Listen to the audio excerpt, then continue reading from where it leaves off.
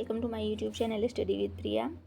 आज हम देखेंगे सीटेट पेपर 1 का भाषा एक हिंदी। जिन स्टूडेंट ने भाषा एक हिंदी चुनी थी ये उनके लिए है। ठीक है, इसमें आपने पैराग्राफ देखिए पढ़ ही लिया होगा। इसका आंसर बताते हैं। पहला हमारा क्वेश्चन है 91 नंबर। गद्यांश के अनुसार मनुष्य के जीवन में अंकुश का बहुत महत्व है। इसमें देखिए मन पर अंकुश लगाने की बात की गई है। मन पर स्वयं पर अंकुश रखना और उसी से सब कुछ लक्ष्य भी निर्धारित हो जाएंगे। राजा जो बनना है, जो भी कुछ करना है, तो मुझे तो अंकुश लग रहा है। कई लोग बोल रहे थे कि लक्ष्य हो सकता है, लेकिन जहाँ तक है मेन कि अंकुश ही इसका आंसर आएगा। ठीक है, अंकुश मेरी ओर से तो अंकुश है। अब देखते हैं ऑफिशियल आंसर की में क्या आंसर आता है। नेक्स्ट हमारा क्वेश्चन है आध्यात्मिक होने का अर्थ है विचारों की सुंदरता।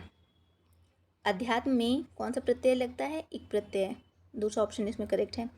विशेषण विशेष्य का उदाहरण नहीं है, लक्ष्य निर्माण।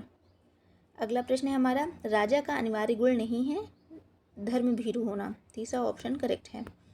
नेक्स्ट हमारा क्वेश्चन है एक राजा को अन्याय अधर्म से नहीं डरना चाहिए। अगला है हमारा 97 नंबर। राजा के किन गुणों की चर्चा गद्यांश में की गई है? शुद्ध विचार और अच्छे कर्म। ऑप्शन 3 हमारा करेक्ट होगा। शुद्ध विचार और अच्छे कर्म की चर्चा की गई है पैराग्राफ में। अगला हमारा क्वेश्चन है 98 नंबर। राजा बनने के लिए आध्यात्म की राह पर अग्रसर होना होगा। अगला है अपने मन का राजा होने से तात्पर्य क्या है? मन को नियंत्रित करना। नेक्स्ट है देखिए 100 से लेकर 150 तक ये पैराग्राफ है, मतलब कि ये पंक्तियाँ दी गई हैं। इनको पढ़ करके कविता को उसका जवाब देना है। भारत देश की क्या विशेषता है? दक्षिण में हिंद महासागर है। तीसरा ऑप्शन इसका करेक्ट है। अगला है कविता में किस संदेश की बात कही गई है? जियो और जीनो दो की बात कही गई है। ठीक है। अगला है हिमालय का संधि विच्छेद क्या होगा? हिम धन आलय। दूसरा ऑप्शन इसका करेक्ट है। अगला है कविता में किस महापुरुष का उल्लेख किया गया है? तो इसमें महात्मा गांधी। ऑप्शन 2 करेक्ट है, इनका उल्लेख किया गया है। 104 नंबर। कविता में किन वीरों की यशगान की बात की गई है? इसमें उनकी बात कही है जिन्होंने देश की स्वतंत्रता के लिए जीवन दिया। दूसरा ऑप्शन करेक्ट हुआ। वीर का बहुवचन रूप है वीरों। कहाँ है? ऑप्शन 1 वीरों। नेक्स्ट है किसी टॉपिक पर मानस मंथन करने के बाद भी एक बालिका अपने आप से अनुच्छेद नहीं लिख पा रही है, हालांकि वह वयस्क या सहपाठी के मार्गदर्शन में लिख लेती। इस प्रकार के मार्गदर्शन को हम मदद कहेंगे। ठीक है, मदद। ऑप्शन 1 करेक्ट है। अगला है 107 नंबर। यह अधिगम एक प्रकार का है जिसमें बच्चे उच्च स्तरीय मानसिक प्रक्रियाओं जैसे बुद्धि या तर्क करने आदि का प्रयोग करते हैं। ये होगी अवधारणा अधिगम। ठीक है, इसका ऑप्शन 2 करेक्ट हुआ। अगला है एक अध्यापक होने के नाते आप एक बच्चे को उसकी कुल भाषा प्रयोग के लिए प्रशंसा करते हैं, यद्यपि उसने कुछ शब्दों की वर्तनी गलत लिखी है। आप कक्षा में किस उपागम का प्रयोग कर रहे हैं? समग्र भाषा।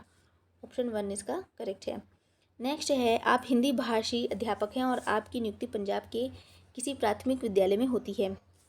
अब चूंकि आप स्थानीय भाषा नहीं जानते तो आपको क्या करना चाहिए? बच्चों की भाषा को एक संसाधन के रूप में इस्तेमाल करना चाहिए और शिक्षण आरंभ करना चाहिए।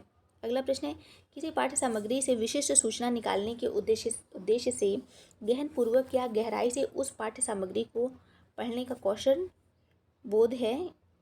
इसका आंसर होगा निष्कर्षात्मक। विशिष्ट सूचना निकालना है इसलिए निष्कर्षात्मक है। 31 ऑप्शन करेक्ट। अगला है भाषा अधिगम में निदानात्मक परीक्षण का उद्देश्य क्या है? इसमें होगा हमारा ऑप्शन तीसरा होगा बच्चों की समझ में रह गए अंतरों को जानना और उपचारात्मक कदम उठाना। नेक्स्ट हमारा क्वेश्चन है निम्नलिखित में से कौन सा कथन पाठ्य पुस्तक के बारे में सही है? इसमें होगा हमारा ऑप्शन करेक्ट। यह पाठचर्या में उल्लिखित उद्देश्यों को प्राप्त करने में मदद करती है। नेक्स्ट क्वेश्चन है 113 नंबर। निम्नलिखित में से कौन सा कक्षाई अभ्यास विद्यार्थियों में मौखिक भाषा के विकास में मदद करेगा? इसमें देखिए रोल प्ले हो सकता है। एक इसका और आंसर हो सकता है कि अध्यापक के साथ पाठ्य सामग्री का समवेत पठन, लेकिन रोल प्ले में भाग लेना ये ज़्यादा करेक्ट आंसर लग रहा है। ठीक है। अगला है 114 नंबर क्वेश्चन। जब हम यहाँ कहते हैं कि भाषा यादृच्छिक है तो इसका तात्पर्य क्या है? यानी कि भाषा के शब्दों और उनके अर्थों के बीच अंतर्निहित संबंध है। ठीक है, ये ऑप्शन इसका करेक्ट होगा। अगला है व्याकरण पढ़ाने का निगमनात्मक उपागम अनुशंसा करता है कि हमें सबसे पहले नियम प्रस्तुत करने चाहिए। दूसरा ऑप्शन इसका करेक्ट है। अगला हमारा प्रश्न है 116 नंबर। इसमें क्या है, तथ्यों को कहीं आगे जाकर अनुमान लगाने का तरीका क्या कहलाता है। इसमें 4 ऑप्शन करेक्ट होगा। पाठ्य सामग्री का विस्तार। अगला है, एक भाषा अध्यापक को चाहिए कि वह शिक्षार्थियों को स्वच्छंद लेखन के लिए प्रोत्साहित करे, क्योंकि स्वच्छंद लेखन का शिक्षार्थियों के लिए लाभ है। इसमें हमारा ऑप्शन होगा फर्स्ट, यह शिक्षार्थियों को प्रवाह के साथ और रचनात्मक तरीके से लिखने के लिए प्रोत्साहित करता है।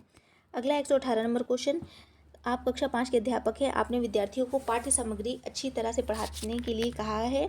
उसके बाद आपने संदर्भ और प्रसंग को ध्यान में रखते हुए प्रश्नों को उत्तर देने के लिए कहते हैं। इस प्रक्रिया के द्वारा आप विद्यार्थियों को किस तरह के पठन के लिए प्रोत्साहित कर रहे हैं। इसका आंसर होगा 4 ऑप्शन करेक्ट है, गहन पठन के लिए। अगला है, भाषा अर्जन तभी घटित होती है जब बच्चों को भाषा का परिवेश दिया जाए। बिल्कुल करेक्ट आंसर। अगला है और अंतिम क्वेश्चन है, कक्षा में मातृभाषा को स्थान न देना किस विधि की विशेषता है। तो यह है प्रत्यक्ष, डायरेक्ट। ठीक है, तो आपके कितने हिंदी में आंसर सही होते हैं प्लीज़ कमेंट बॉक्स में बताइएगा। वीडियो अच्छा लगे तो लाइक शेयर एंड सब्सक्राइब। धन्यवाद।